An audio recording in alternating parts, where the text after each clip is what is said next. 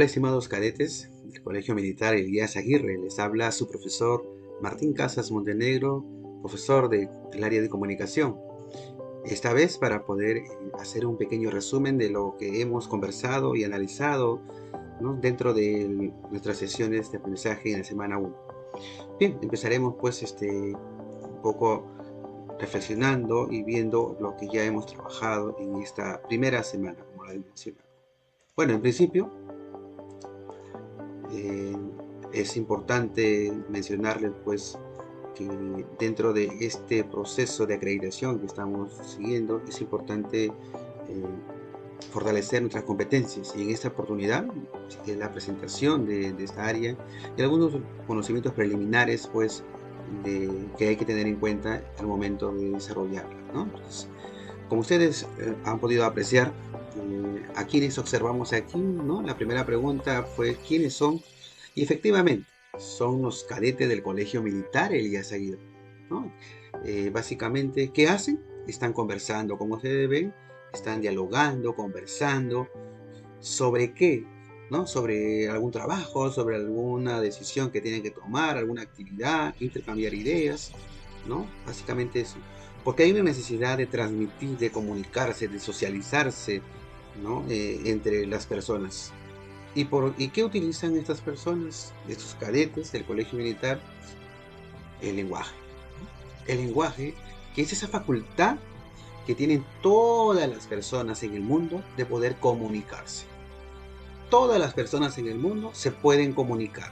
Digamos, el lenguaje, esa facultad es universal. Y cuando hablamos de que se pueden comunicar, hablamos que la comunicación, pues, es un proceso en el cual transmitimos una información a otra.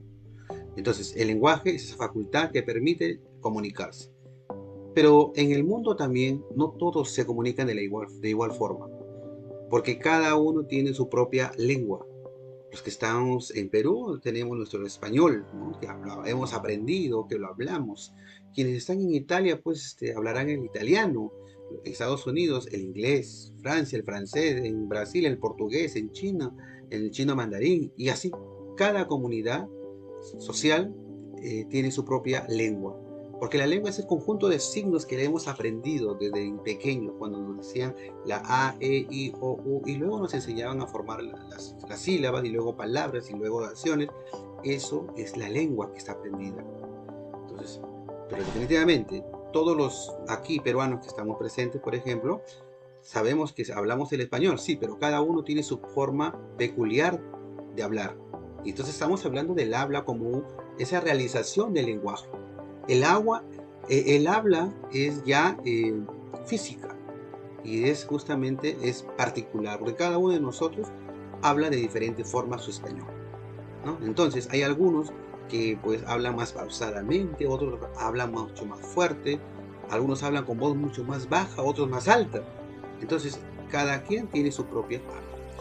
Y entonces en el área de comunicación, maestro, no todos los maestros siempre hemos visto esto de que tenemos que aprender a leer, ¿no? Porque dice acá, si es cierto o no, quien no lee, mal oye.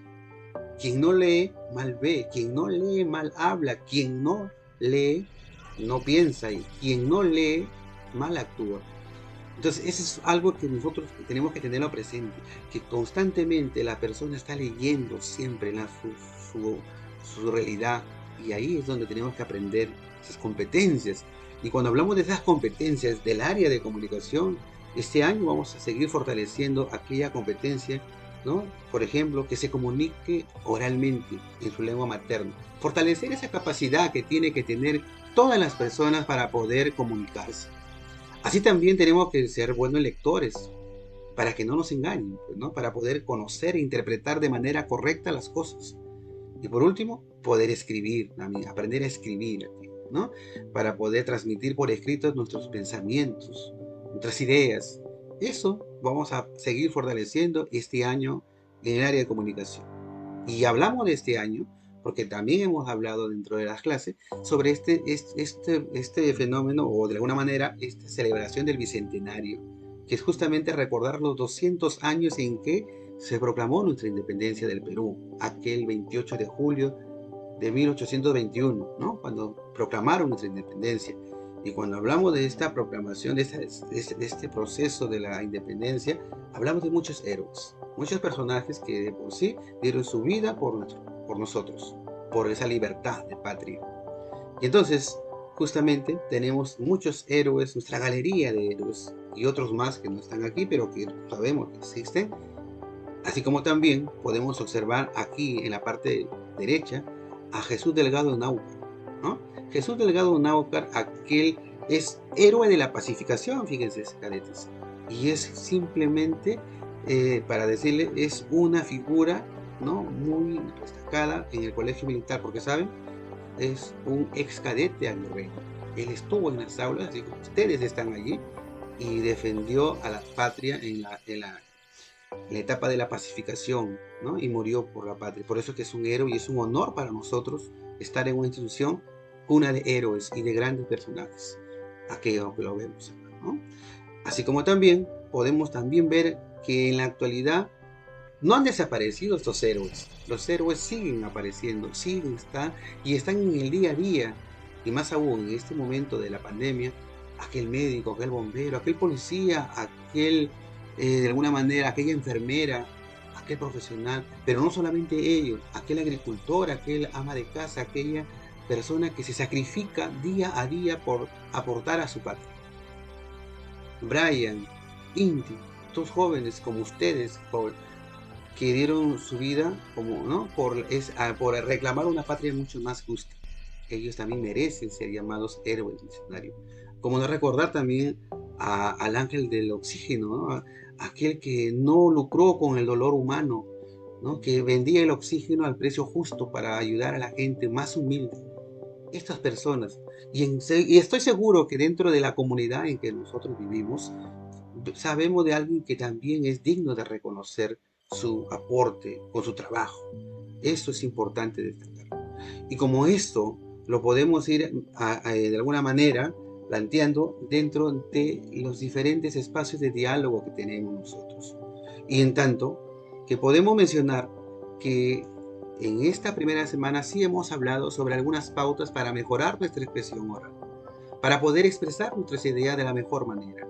Y ahí está pues una de ellas, el autodominio, es decir, el controlar nuestras emociones, porque aquí no le ha pasado pues que cuando estamos exponiendo nos ponemos nerviosos, nos sudan las manos, nos apegamos, entonces queremos salir cuanto antes o terminar cuanto antes esa exposición.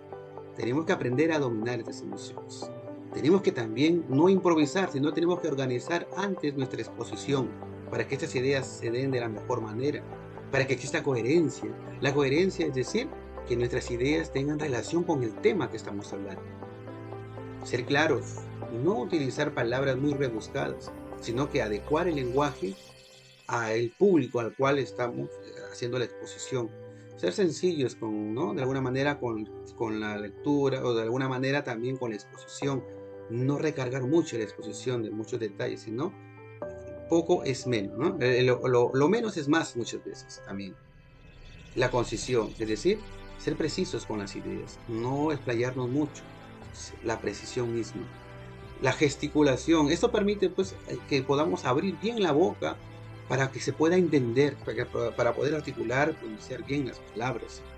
Y eso permite pues que se entienda mejor la exposición. El tono, la modulación, que tenemos que a veces hablar fuerte cuando tenemos que enfatizar, pero a veces también susurrar, ¿verdad? Porque de alguna manera queremos plantear alguna idea también dentro de eso. Y por último, los movimientos y los gestos que deben acompañar a nuestra expresión oral, ¿no?, para darle más énfasis y de alguna manera impactar ante el público. Estas pautas definitivamente que van a ser producto de un trabajo que vamos a venir a realizar durante todo el año escolar, y estoy seguro que vamos a salir muy buenos oradores quizás, y que al menos aprendamos a expresar nuestras ideas con claridad, con propiedad, porque esta es una de las competencias del área de comunicación. Entonces con esto yo quiero terminar diciéndoles, hay un reto, estimados cadetes, y vamos a lograrlo juntos. Nos estamos viendo en la siguiente sesión. Gracias.